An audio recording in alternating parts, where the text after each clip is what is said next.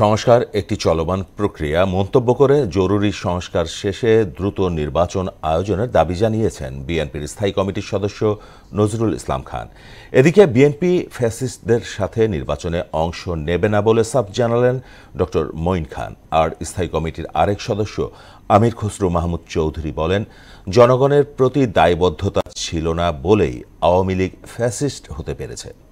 আরও জানাচ্ছেন তানজিদ ভুইয়া। গুলশানে বিএনপি চেয়ারপারসনের কার্যালয়ে সাবেক ২০ দলীয় জোটসঙ্গী খেলাফত মজলিসের সঙ্গে বৈঠক করে বিএনপি। এতে জাতীয় ঐক্য সুসংহত করতে বিএনপির সঙ্গে ঐক্যমত্যের কথা বলেন খেলাফত নেতারা। বৈঠক শেষে বিএনপির স্থায়ী কমিটির সদস্য নজরুল ইসলাম খান বলেন, গণতন্ত্র পুনঃপ্রতিষ্ঠার কাজ এখনো অবশিষ্ট আছে। কোনো ইসলামী জোট নিয়ে বাধা দেখছে না তার দল। যার সঙ্গে যার মতের মিল হবে তারা একসাথে কাজ করার ব্যাপারে চিন্তা করতে পারে, সিদ্ধান্ত নিতে পারে।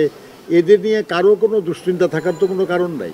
অবাধ, সুষ্ঠু, নিরপেক্ষ নির্বাচনের মাধ্যমে জনগণের কাছে তার ক্ষমতা ফিরিয়ে দেওয়া হলো। যে ১৬ বছর, বিশেষ করে জুলাই আগস্টের যে ছাত্র শ্রমিক গণঅভ্যুত্থান, তার আকাঙ্ক্ষা।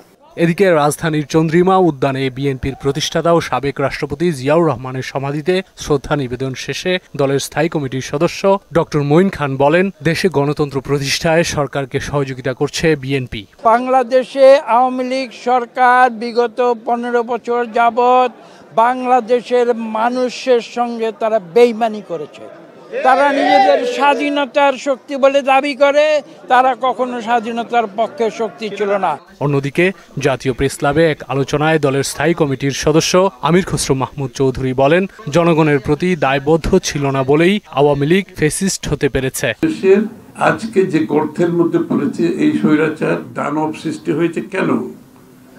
এই দৈত্য কেন সৃষ্টি হয়েছে? এই ফ্যাসিস্ট কেন সৃষ্টি হয়েছে? কারণ তারা জনগণের কাছে দায়বদ্ধ ছিল না। এ সময় সরকারকে গণতান্ত্রিক প্রক্রিয়ার মধ্যেই সব কাজ করার আহ্বান জানান তিনি। তারা জনগণকে ভোটাধিকার থেকে বঞ্চিত করেছে এবং মালিকানা থেকে বঞ্চিত করেছে, এবং সেই মালিকানা আপনাকে যদি ফিরিয়ে দিতে হয়, প্রথম কাজ হচ্ছে তাদের ভোটাধিকার ফিরিয়ে দেওয়া। তানজিদ ভুইয়া, মোহনা সংবাদ, ঢাকা।